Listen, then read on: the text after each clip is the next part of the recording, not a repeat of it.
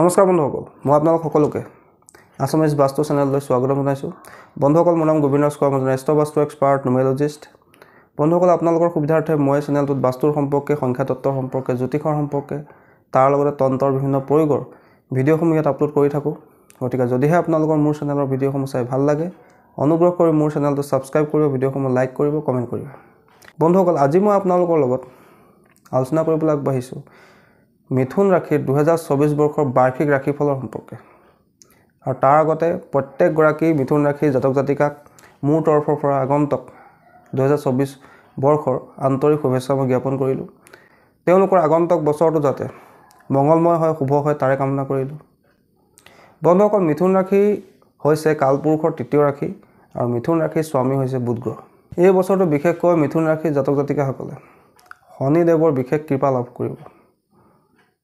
বন্ধুসকল, আৰু শনিদেৱৰ কৃপাত তেওঁলোকৰ মনৰ ইচ্ছাবিলাক পূৰ্ণ হ'ব, কাৰ্যত থকা বাধা বিঘিনিবিলাক দূৰ হ'ব, তেওঁলোকে যি পৰিশ্ৰম কৰিছে সেই পৰিশ্ৰমৰ তেওঁলোকৰ ফল লাভ হ'ব। বন্ধুসকল, এতিয়া পোনপ্ৰথমে আলোচনা কৰোঁ আহক মিথুন ৰাশিৰ 2024 বৰ্ষৰ আৰ্থিক স্থিতিৰ সম্পৰ্কে। বন্ধুসকল, আৰ্থিক দৃষ্টিৰ পৰা 2024 বৰ্ষ মিথুন ৰাশিৰ জাতক জাতিকাসকলৰ কাৰণে ভাল বুলিয়ে ক'ব পাৰি। এই বছৰ যদি আপোনাৰ কিবা ঘৰ লোৱা, মাটি কিনা বা গাড়ী কিনাৰ কিবা ইচ্ছা আছে, সেই ইচ্ছা কিন্তু পূৰ্ণ হ'ব পাৰে। শনিদেৱৰ কৃপাত আপোনালোকৰ আৰ্থিক স্থিতিও টনকিয়াল হোৱাৰ পূৰ্ণ সম্ভাৱনা আছে। যিসকলে ব্যৱসায় কৰে তেওঁলোকৰ ব্যৱসায়ত উন্নতি লাভ হ'ব, আৰু যিসকলে জব কৰি আছে তেওঁলোকৰ সঞ্চয় বৃদ্ধি পাব।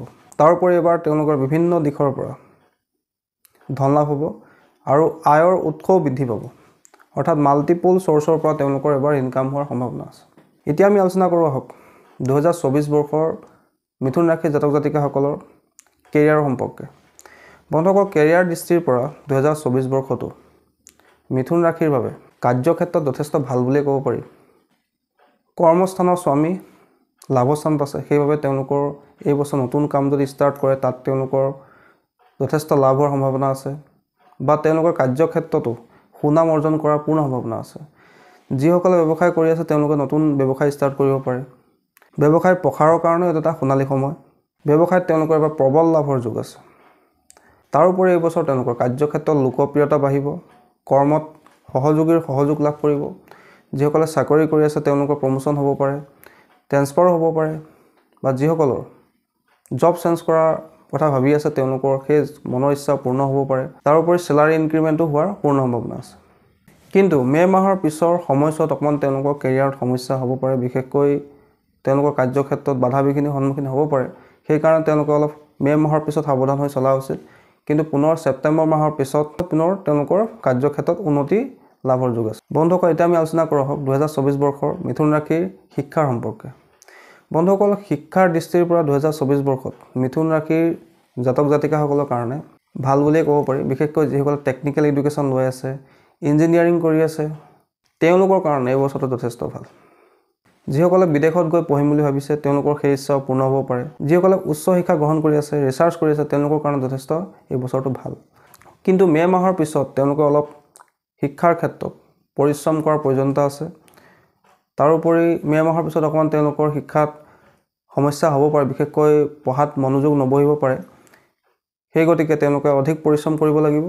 বন্ধুসকল, যিসকলে চাকৰিৰ কাৰণে বা কম্পিটিটিভ এক্সামৰ কাৰণে পঢ়ি আছে তেওঁলোকৰ কাৰণে এই বছৰটো প্ৰথম 4টা মাহ যথেষ্ট ভাল। এই 4টা মাহত যদি তেওঁলোকে ভালকৈ প্ৰিপেৰেশ্যন কৰি এক্সাম দিয়ে আৰু সেই এক্সামত তেওঁলোকে কৃতকাৰ্যতা অৰ্জন কৰিব পাৰিব। এই 4টা মাহত অৰ্থাৎ জানুৱাৰী, ফেব্ৰুৱাৰী, মাৰ্চ, এপ্ৰিল এই 4টা মাহত তেওঁলোকৰ চাকৰি হোৱাৰ পূৰ্ণ সম্ভাৱনা আছে। কিন্তু মে' মাহৰ পিছত অলপ তেওঁলোকে চাকৰি লাভৰ কাৰণে হওক বা পৰীক্ষাত ভাল ৰিজাল্ট কৰিবৰ কাৰণে হওক অকণমান বেছিকৈ পৰিশ্ৰম কৰিব লগা হ'ব পাৰে। বন্ধুসকল, এতিয়া আমি আলোচনা কৰোঁ আহক 2024 বৰ্ষটো মিথুন ৰাশিৰ ৰিলেশ্যনশ্বিপৰ সম্পৰ্কে। বন্ধুসকল, ৰিলেশ্যনশ্বিপৰ ক্ষেত্ৰত মিথুন ৰাশিৰ কাৰণে 2024 বৰ্ষটো ভাল বুলিয়ে ক'ব পাৰি। তেওঁলোকৰ বৈবাহিক সুখ লাভ হ'ব।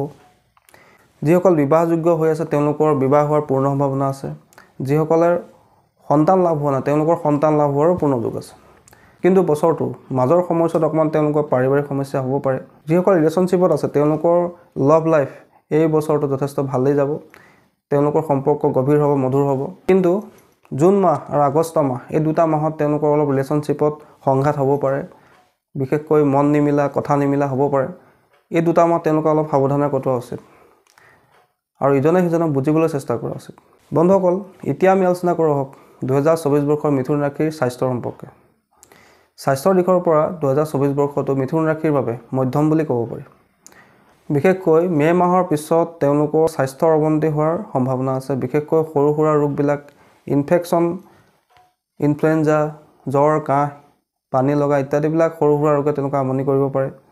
তাৰোপৰি এইবছৰ তেওঁলোকৰ চকু, নাক বা কাণৰ ৰোগ হ'ব পাৰে, হাৰ্টৰ সমস্যা হ'ব পাৰে, তাৰ লগতে লিভাৰৰ লগত জড়িত যিকোনো ধৰণৰ সমস্যা হোৱাৰ তেওঁলোকৰ সম্ভাৱনা আছে। গতিকে তেওঁলোকে নিজৰ খোৱা বোৱাৰ ওপৰত ধ্যান ৰখা উচিত।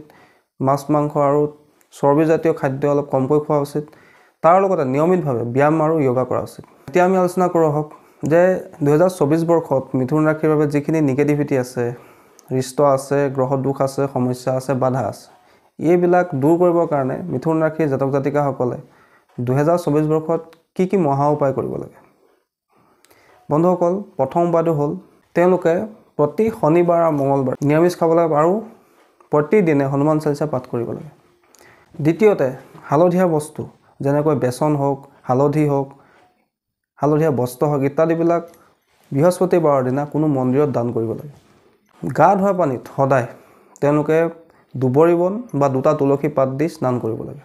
তাৰ পিছৰ উপায়টো হ'ল তেওঁলোকে প্ৰত্যেক দিনে শুই উঠিয়ে নিজে একো নোখোৱাকৈ 1 মুঠি চেনি কলাপুৰক খুৱাব লাগে। বন্ধুসকল, এইকেইটা উপায় তেওঁলোকে 2024 বৰ্ষটো যাতে তেওঁলোকৰ ভালেৰে যায়, কোনো ধৰণৰ যাতে সমস্যা নহয়, কোনো ধৰণৰ যাতে ডাঙৰ সমস্যাৰ সন্মুখীন তেওঁলোক নহয়, তাৰ কাৰণে তেওঁলোকে কৰা উচিত। বন্ধুসকল, সৰ্বশেষত সকলো মিথুন ৰাশিৰ জাতক জাতিকালৈ মোৰ তৰফৰ পৰা 2024 বৰ্ষৰ আন্তৰিক শুভেচ্ছা জ্ঞাপন কৰি মই মিথুন ৰাশিৰ 2024 বৰ্ষৰ বাৰ্ষিক ৰাশিফলৰ এই ভিডিঅ'টো ইয়াতে সামৰিছোঁ। বন্ধুসকল, যদি আপোনালোকৰ ভিডিঅ'টো চাই ভাল লাগিলে অনুগ্ৰহ কৰি মোৰ চেনেলটো ছাবস্ক্ৰাইব কৰিব, ভিডিঅ'সমূহ লাইক কৰিব, কমেণ্ট কৰিব আৰু যিমান পাৰে শ্বেয়াৰ কৰিব। ধন্যবাদ।